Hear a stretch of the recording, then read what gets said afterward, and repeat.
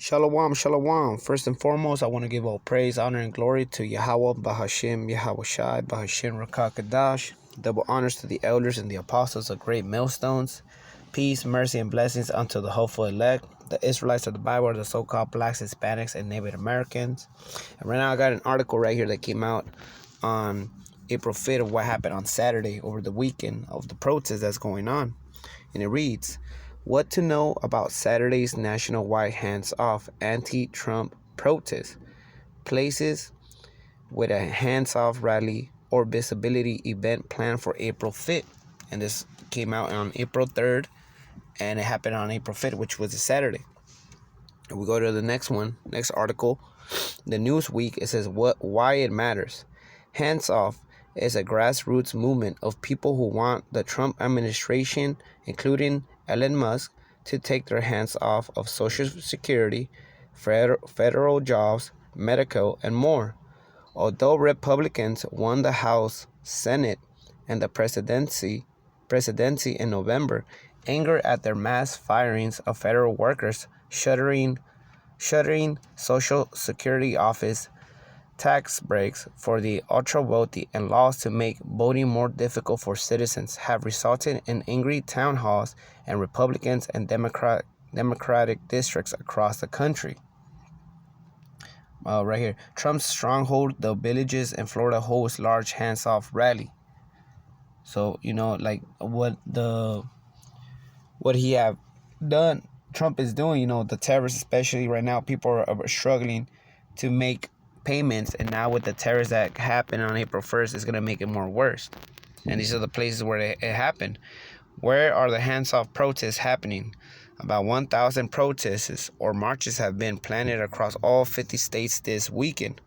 Organizers said here are a few places where demonstrations are planned: Chicago, Miami, Pensacola, Boston, New Orleans, Dallas, Los Angeles, Salt Lake City, Boston, Man, Bismarck, Grand Rapids, Burlington, Machias.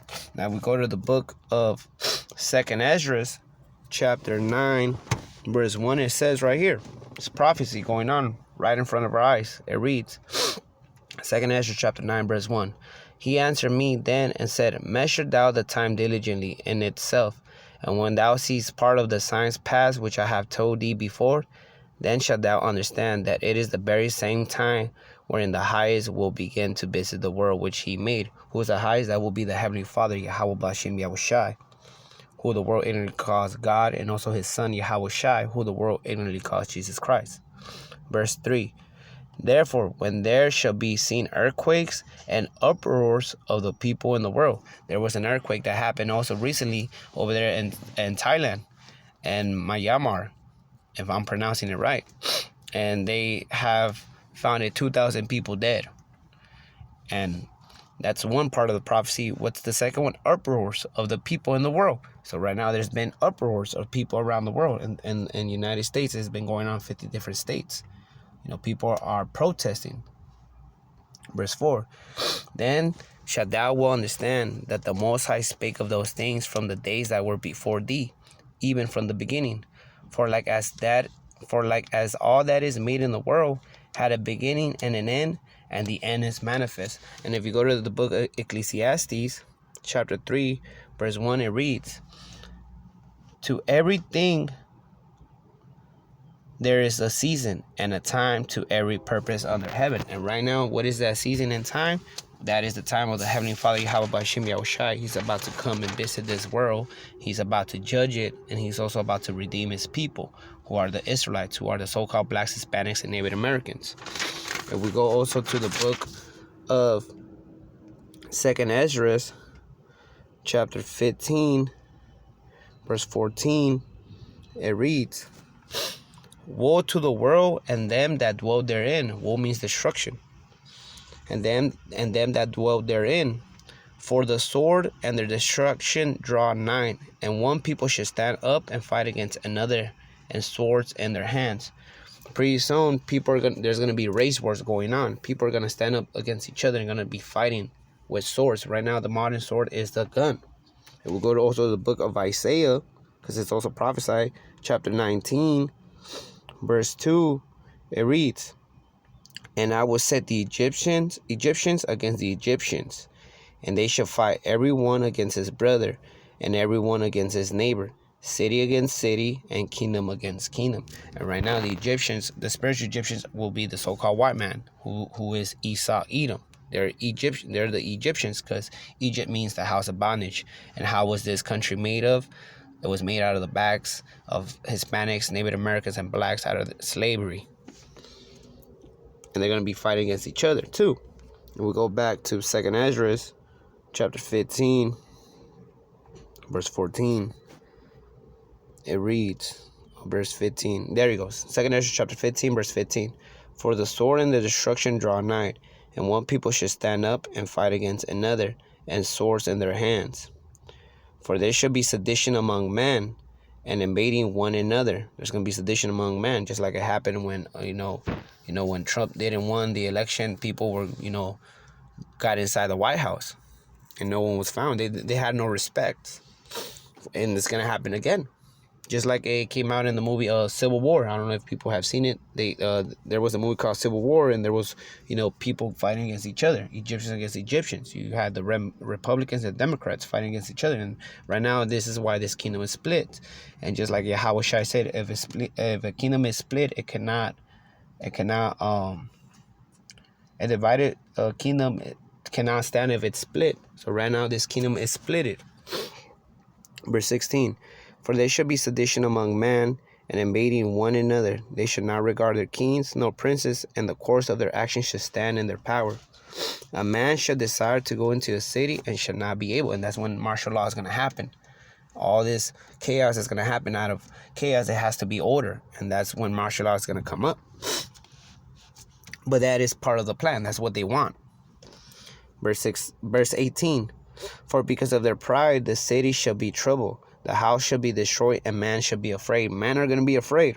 And the pride of who? The pride of Esau, Edom, so-called white man. And also our people. They're prideful. They don't want to listen to the Heavenly Father, Yahweh Bashem, Yahweh Shai, or want to seek guidance. They want to rather go to the Egyptians, which is so-called white man, Esau, Edom. They rather learn from them. If you go to the book of Isaiah, chapter 31, verse 1, it says right here, "Woe to them that go to Egypt for help, and stay on horses, and trust in chariots, because there are many." Our people, the 2/3, they have faith and trust with the government, the system. But right now they're realizing that it's not working for them. "And in horsemen, because they are very strong, but they look not unto the Holy One of Israel, neither seek the Adonai Yahweh." 2/3 of our people are not seeking, the Heavenly Father, Yahweh Bashem, Yahweh Shai. So we go back to 2nd Ezra, chapter 15,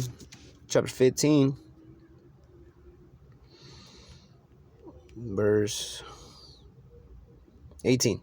"For because of their pride, the city shall be troubled, the houses shall be destroyed, and man shall be afraid." Jacob's trouble. "A man shall have no pity upon his neighbor, but shall destroy their houses with the sword, and spoil their goods because of the lack of bread and for great tribulations." Yeah, everybody's going to go in survival mode, especially right now. They're already in survival mode. The tariffs that Trump just initiated is making it hard for them to pay bills. And now when they're going to be buying stuff, it's going to be more expensive. So people are losing their jobs too. They're losing their jobs, so they're not able to, have a job to be able to survive. And now the tariffs are making things more expensive. So inflation is going to kick in too more. It's going to be way worse. So people are going to be, robbing places like stores, or robbing people in the streets to survive. And they're gonna have no pity, because it's going to be survival mode.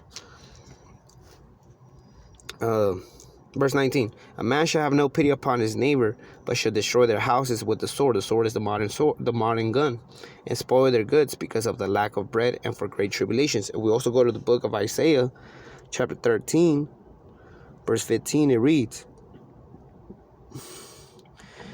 "Everyone that is found shall be thrust through, and everyone that is joined unto them shall fall by the sword. Their children also shall be dashed to pieces before their eyes. Their houses shall be spoiled, and their wives ravaged." Like kids are gonna be dying, And women are going to be getting raped by people, by men. And also men are going to be raping other men. That's how crazy it's going to be. If we go to the book of Jeremiah chapter 30, verse 6, it reads, As ye now and see whether a man do travail with child. Wherefore do I see every man with his hands on his loins. Every man is going to be grabbing themselves by their nutsack. They're like, oh shit. As a woman in travail, and all faces are turned into paleness, because all the craziness that's going to be happening pretty soon. Verse 7, Alas, for that day is great, so that none is like it. It is even the time of Jacob's trouble, but he shall be saved out of it. Who's going to be saved out of it? That will be the elect, the 144,000 men, the hopeful elect of Yahweh Bashem Yahushai, his people, his remnant. But other people, are 2/3 of our people, are going to be dying. How? We're not going to know, because that's on the Heavenly Father Yahweh Bashem Yahushai, how he's going to punish them. Even Yahushai spoke about it. This is the book of Matthew, chapter 24, verse 12. It reads, And because iniquity shall abound, the love of many shall wax cold. The love of many, their heart is going to be wax cold. They're not going to care. They're going to do whatever they want, and they're not going to have no regard of it.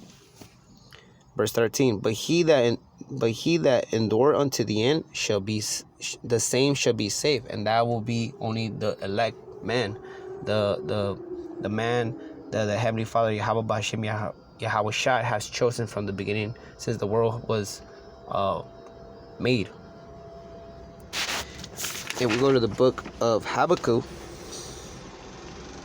This is the book of Habakkuk, chapter 2, verse 3. It reads, For the vision is yet for an appointed time, but at the end it shall speak and lie and not lie. Though it tarry, wait for it, because it will surely come. It will not tarry. So the vision has been appointed at a time, but at the end of the day it shall speak, and it's not gonna lie. And we're seeing it right now in front of our eyes. We're seeing it not only here but in different places around the world. You know, there's earthquakes. You see nations rising against nations, kingdom against kingdom. You know, World War III. You're seeing inflations. You're seeing uproars, not only here in the United States, but other places around the world.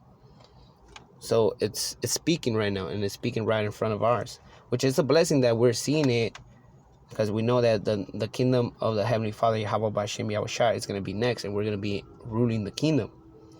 But, you know, we're going to go through trials and tribulations, and we have to endure to the end. And with that, I want to give all praise, honor, and glory to Yahweh Bahashem, Yahushai, Bahashem Rakakadash, Shalom.